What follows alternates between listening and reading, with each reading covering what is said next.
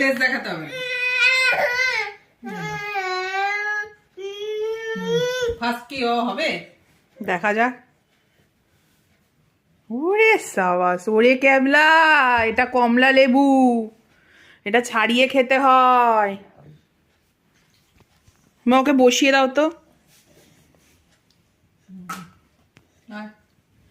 এটা কমলা লেবু ছাড়িয়ে খেতে হয়। ঠিক আছে কোনটা খাবে? দুটোই খাবে?